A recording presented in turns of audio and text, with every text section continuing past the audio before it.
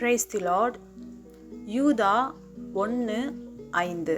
கர்த்தர் தமது ஜனத்தை எகிப்து தேசத்திலிருந்து வரப்பண்ணி ரட்சித்து பின்பு விசுவாசியாதவர்களை அழித்தார்.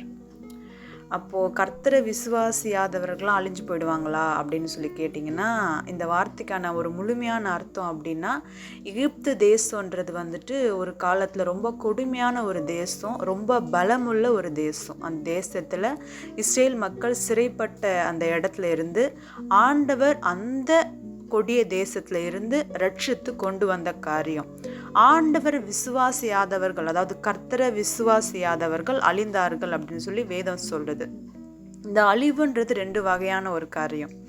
ஒன்று தேவ கோபம், சடுதியா திடீர்னு நல்லா இருந்தாங்க, திடீர்னு எப்படி இறந்து போனாங்கன்னே தெரியாது, திடீர்னு எப்படி இந்த விபத்து ஆச்சுன்னு தெரியாது. ஒரு சிலருக்கு திடீர்னு கோபம், தேவனுடைய கோபத்தின் காரியம் வெளிப்படும். அது ஒரு கேட்டகரி. செகண்ட் ஆஃப் கேட்டகரி ஒன்று இருக்குது. அவங்க விசுவாசம் கர்த்தர் மேலே இருக்காது. மற்ற காரியங்கள், பணத்தில் மேலேயோ பொன்னில் மேலேயோ இல்லை அநேக காரியங்கள், அவங்களுடைய ஃபெய்த் வேறு ஒரு காரியத்தில் ரொம்ப பிலீவ் பண்ணுவாங்க. என் பணம் என்னை காப்பாற்றும், என் உறவினர் என்னை காப்பாற்றுவாங்க அப்படின்னு சொல்லி ரொம்ப விசுவாசமாக இருப்பாங்க. ஸோ அப்பேற்பட்ட காரியங்கள், அப்பேற்பட்ட மைண்ட் செட் உள்ளவங்களுக்கு அழிவு அப்படின்னு சொல்லிட்டு பைபிள் அந்த வார்த்தைக்கான தெளிவான விளக்காதான். நம்ம என்னதான் மனுஷங்க மேலேயும் சரி, நகை பொண்ணு மேலே வச்சுருந்தாலும் சரி, ஒரு காலகட்டத்துக்கு அப்புறம் அது இல்லாமல் போயிடும்.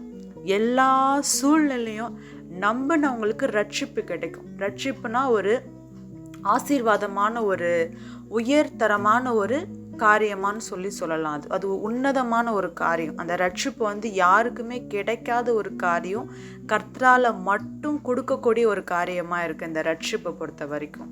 இந்த ரட்சிப்புக்காக தான் நம்ம இப்போ வரைக்கும் தேவனை விசுவாசித்து கொண்டு இருக்கிறோம். நம்ம ரட்சிக்கப்பட்டிருக்கோமா, நம்ம இருதயத்தை சோதிச்சு பாருங்க.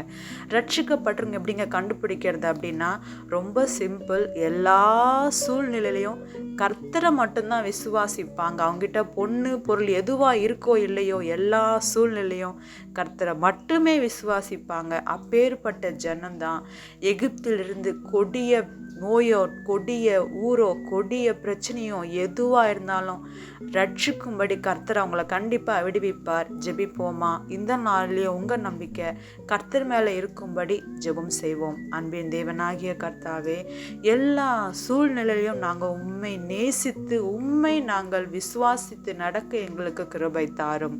இயேசுவின் நாமத்தில் ஆமேன். நான் எந்த நிலை என்றாலும் என்னை விட்டு போகாமல் நிற்பதல்லோ உம் அழகு.